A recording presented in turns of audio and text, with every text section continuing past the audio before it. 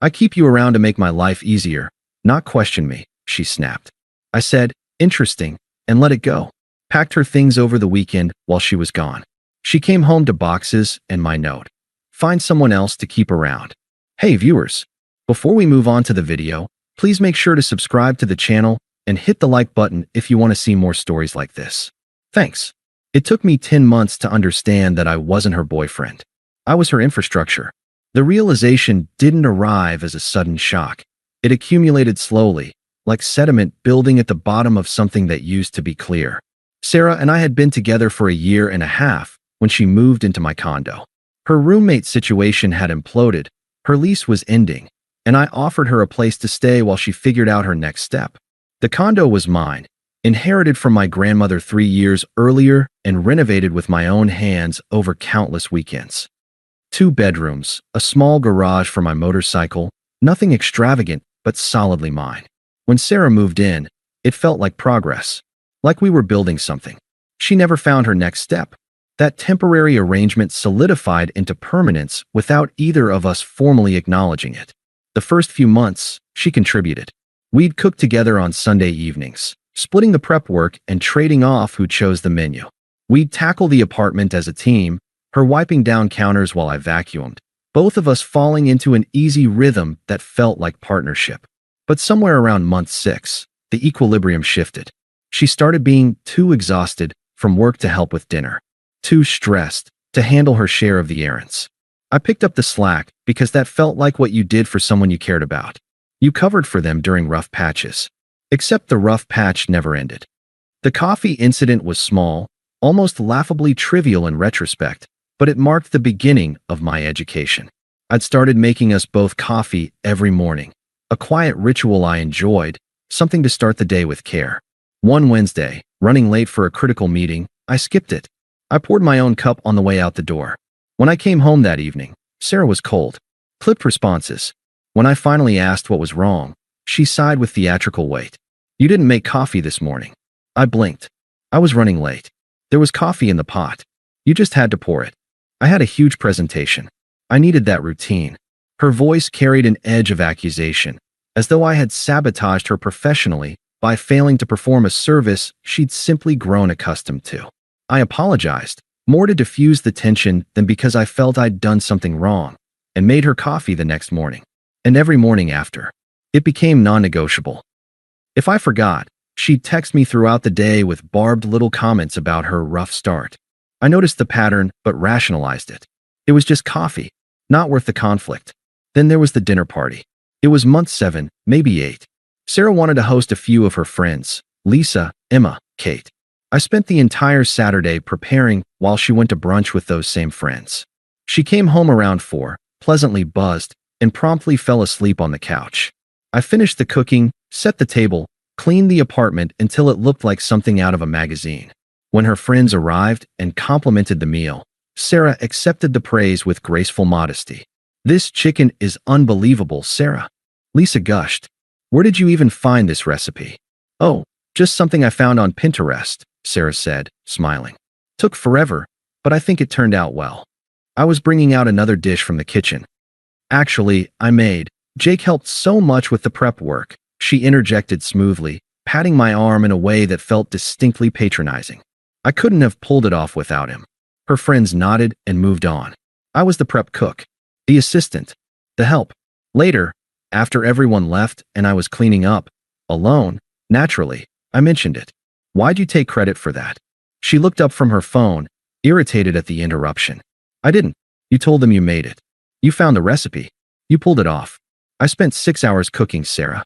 She exhaled through her nose, an expression of profound patience with unreasonable behavior. I found the recipe. I sent it to you last week. And it's not like I stood there and said I personally seared every piece of chicken, Jake. You're being weird about this. I just think it's strange that, can we not do this? Please. It was a nice evening. Don't ruin it by keeping score. I dropped it. The familiar guilt settled in, that I was being petty, oversensitive, the kind of person who turned pleasant nights into fights over nothing. By month 9, the errands had become a weekly ritual of resentment. Saturday mornings, before I was fully awake, she'd present me with a list. 8. sometimes 10 different stops scattered across the city. Dry cleaning, returns at 3 separate stores, specific groceries from the expensive market she preferred. One Saturday, I'd finally carved out the entire day to work on my motorcycle. It had been sitting in the garage, neglected, for months. I'd been looking forward to it all week. The simple, meditative work of fixing something with my own hands. She appeared in the doorway at 8 a.m. with the list. I need you to handle these today. I scanned the paper. Sarah, this is going to take all day. I know. I'd do it, but I have that yoga workshop. The workshop is 3 hours. These errands are 6 hours, minimum. Her expression shifted, that familiar tightening around her mouth. Jake, I have plans. You're just working on your bike. Yeah, because I haven't had time in 2 months. That's not my fault. Nobody's stopping you from working on it. I looked at her, standing there with the list still extended, and felt the absurdity crystallize. You literally are. Right now. Her face flushed. Wow. So me asking you for one favor is stopping you from your hobby? That's how you want to frame this. The guilt response was Pavlovian. That's not what Forget it. I'll just cancel my plans and do it myself. God forbid I ask my boyfriend for help. I took the list. I'll do it. She brightened instantly. You're the best. I did all 8 errands. The motorcycle stayed untouched. Looking back, I can see the pattern clearly. At the time, each incident felt isolated, small conflicts that could be smoothed over, rough patches that would pass. I was operating under the assumption that we were partners experiencing temporary imbalance. I didn't yet understand that the imbalance was the point. She wasn't struggling to contribute. She had simply stopped seeing contribution as her role. The flu incident should have been my awakening. I got genuinely sick. Fever, chills, the kind of illness that renders you immobile. I called in sick to work and spent the day trying to survive. Sarah came into the bedroom before leaving for work, already dressed, scrolling her phone. What's the plan for dinner? I could barely lift my head. Leftovers in the fridge. She made a sound of annoyance. I don't want leftovers. Can you order something before I get home? Sarah, I can barely move. It's just your phone.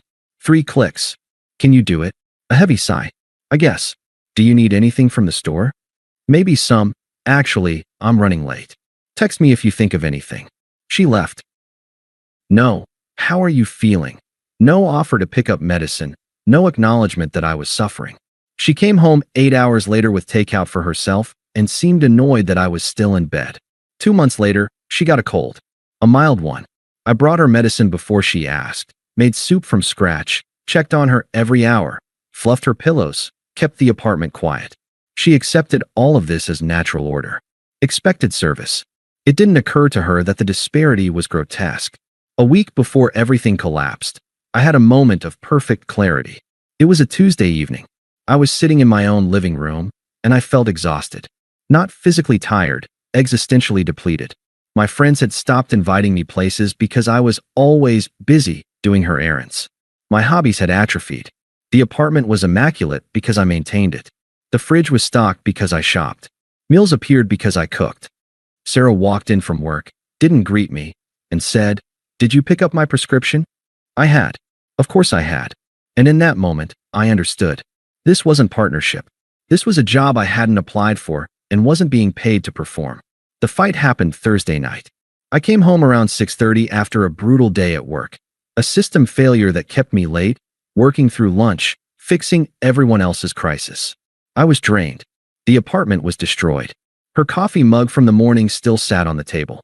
Her clothes from when she'd changed earlier were draped over the furniture. Mail scattered across the counter. Dishes piled in the sink. Sarah was on the couch in her work clothes, watching Netflix. She'd clearly been home for a while. "Hey," she said, not looking up. "Hey, did you grab dinner?" "No. I thought maybe you would." She looked at me, annoyed. "I just got home like an hour ago. I've been decompressing." I looked at the coffee mug from this morning. The evidence of her prolonged presence was everywhere. "Were you planning to clean any of this up?" "Clean what?" I gestured at the chaos. "This. Your stuff everywhere." Instant defensiveness. "I was going to. I just sat down for a second. An hour ago." Her eyes narrowed. "Are you seriously timing me right now?" I wasn't trying to start a war. I was just tired. Tired of this. But she was already escalating. "I'm asking if you're going to clean up after yourself." She muted the television and turned to face me fully, arms crossed. What is your problem tonight? I don't have a problem. You've been weird all week. Distant. Short with me. Forgetting things. I haven't been forgetting things. I've been choosing not to do them. She blinked. What's the difference? Something inside me gave way. When's the last time you cooked dinner?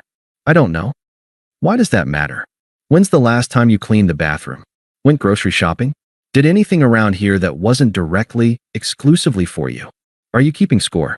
Her voice went sharp. Is that what this is? You're tallying who does what. I'm not keeping score. I'm pointing out that I do everything. That is not true. But she hesitated, searching for examples.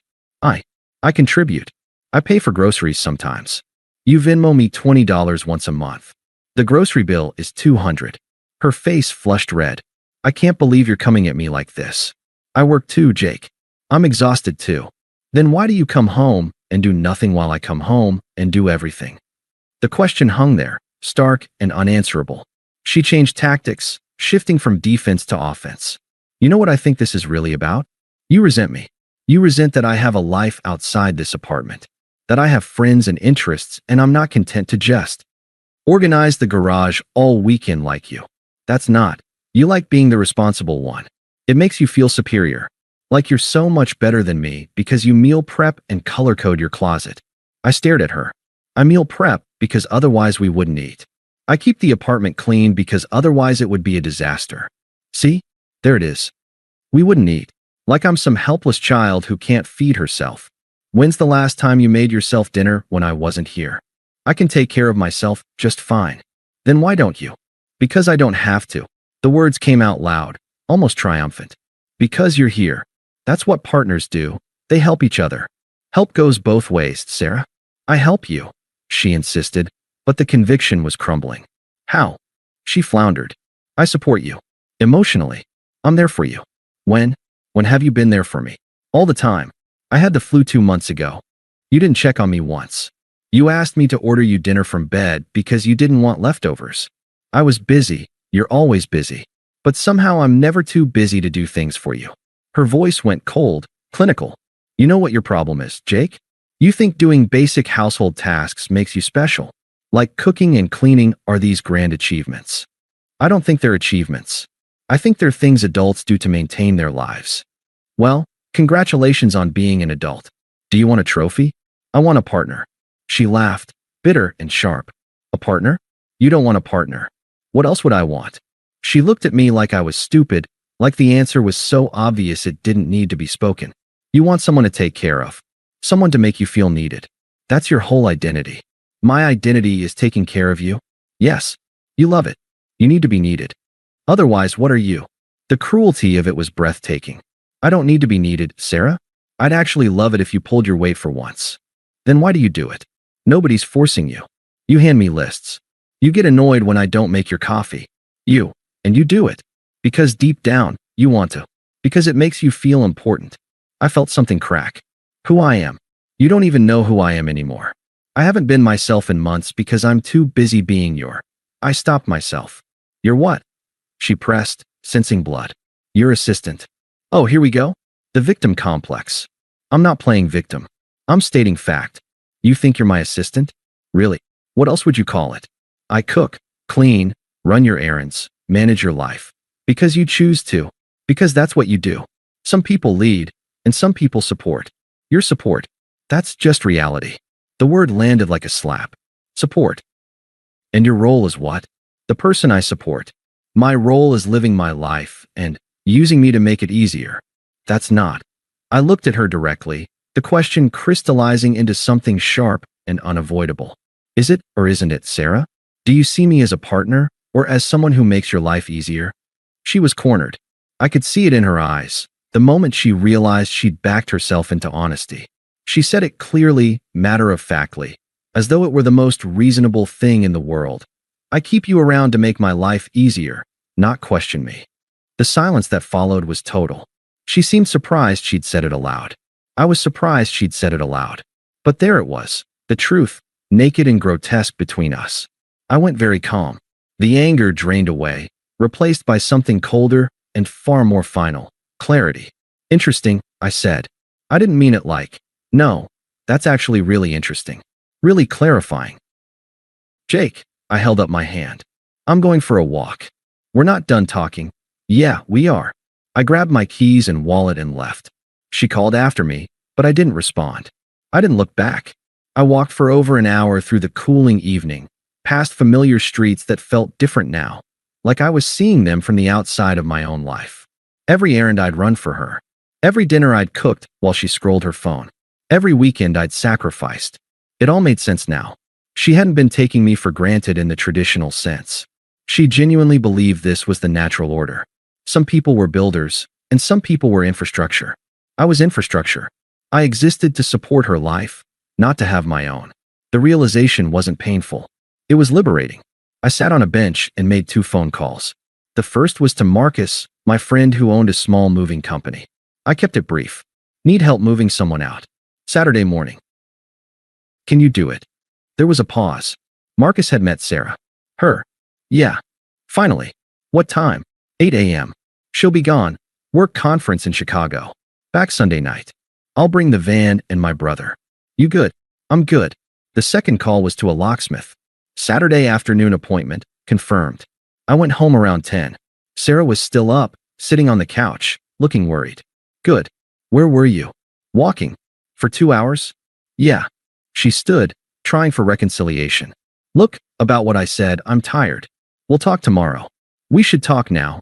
Tomorrow, Sarah. Fine. Whatever. I went to the bedroom. She followed eventually, tried to initiate some version of physical reconnection, apology or manipulation or simply habit. I lay facing the wall, unresponsive. She gave up. I didn't sleep. I planned. Friday morning was Arctic. I made coffee, only mine. She noticed immediately. So we're going to talk? She asked, standing in the kitchen doorway. About. Last night. What I said. What about it? I was angry. I didn't mean it the way it sounded. How did you mean it? Not like I don't value you. Do you? Of course I do. You know that. Okay. She waited for more. Apology, anger, something. I gave her nothing. That's it. Just okay. What do you want me to say? I don't know. Forgiveness? Understanding. Have a good trip to Chicago. Jake, you're going to be late. She left frustrated and confused. I watched her Uber pull away from the window and felt nothing but resolve. I started immediately. Friday afternoon, I left work early and began the sorting. What was hers, what was mine?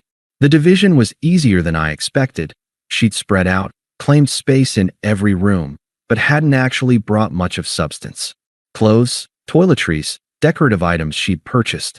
Things that filled space without adding value. Saturday morning, Marcus arrived at 8 with his brother and a van. It took us 6 hours to pack everything properly and transport it to a storage unit. I paid the first month up front. The locksmith came at 2. By 3, new locks were installed. By 4 p.m., her boxes were stacked neatly outside my apartment door. I taped an envelope to the top box containing her old key and a note I'd written in careful, emotionless prose. Sarah, your belongings are in storage at address, Unit 47. The access code is code. The first month is paid. I've changed the locks. You are not welcome here. You said you keep me around to make your life easier. Find someone else to keep around. Do not contact me. Jake, I went inside, ordered pizza, and watched a documentary in the profound silence of my reclaimed space. Sunday night, my phone began vibrating with blocked calls. 17 in the first 2 hours. Then texts from numbers I didn't recognize. Her friends' phones, clearly. My key doesn't work. Where are my things? This isn't funny. I blocked each new number systematically and responded to none of them. Monday morning brought an email from a freshly created account. This is psychotic. You can't just kick someone out. I'm calling a lawyer. I didn't respond. She had no legal standing, no rent paid, no lease signed. Legally, she was a guest who had overstayed. Tuesday, security at my office called. Sarah was in the lobby, asking to see me. Please escort her out. I don't want any contact. She made a scene. My coworkers mentioned it later with raised eyebrows. I offered no explanation. Wednesday, her friend Lisa called. What happened? Sarah said you kicked her out over a fight. That's an incomplete version of events.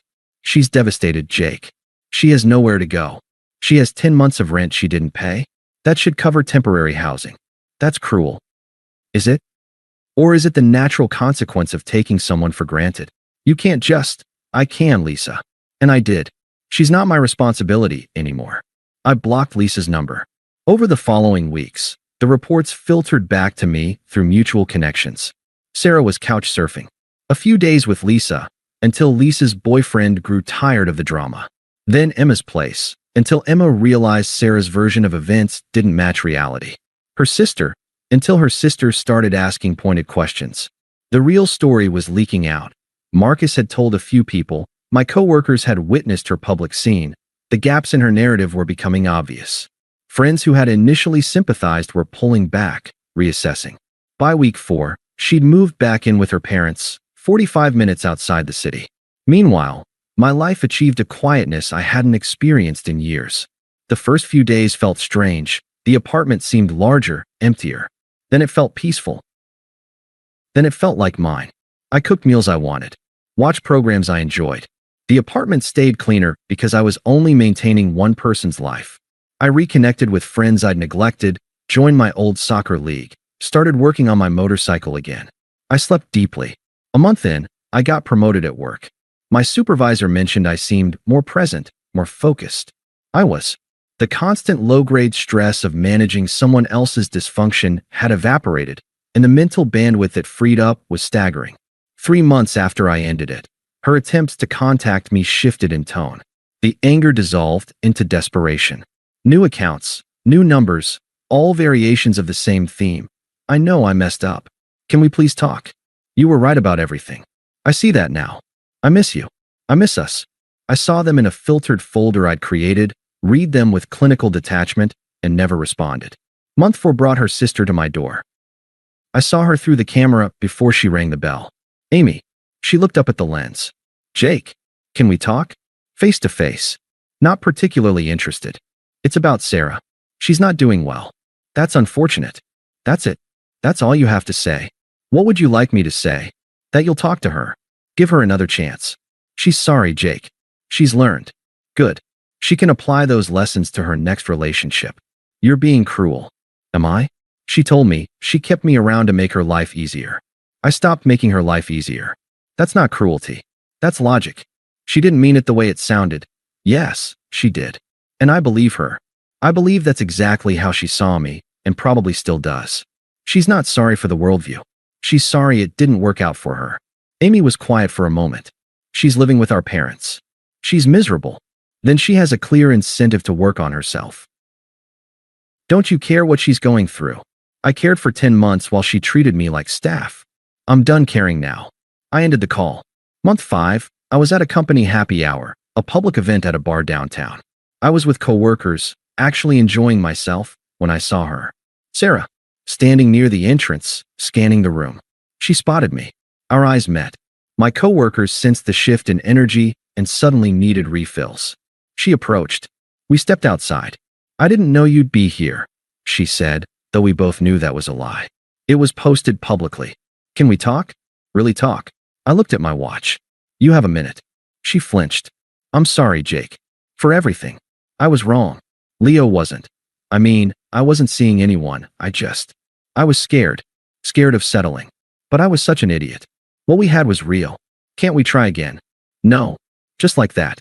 Just like that. Her eyes filled. Why? Because I don't want to. I've changed. Good. Be different for the next person. I made a mistake. You made a choice. You chose to treat me like I existed to serve you. I chose to leave. We both got what we chose. One fight shouldn't end 3 years. It wasn't one fight, Sarah. It was months of you using me while I convinced myself I was being a good partner. The fight just made it impossible to pretend anymore. She was crying now. Please. I'm begging. I wasn't cruel. I was simply honest. I don't love you anymore.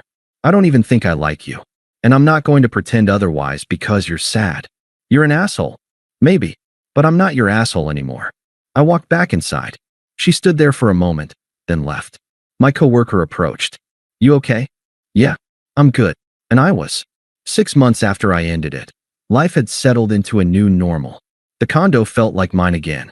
I joined a hiking group, started seeing a woman named Rachel. Easy, kind, someone who valued reciprocity.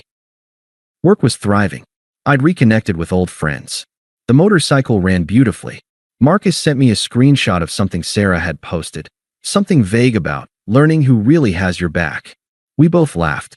I heard she was still living with her parents, still struggling to find her footing, still, presumably, looking for someone to make her life easier. I thought of her without anger, without satisfaction, without much of anything.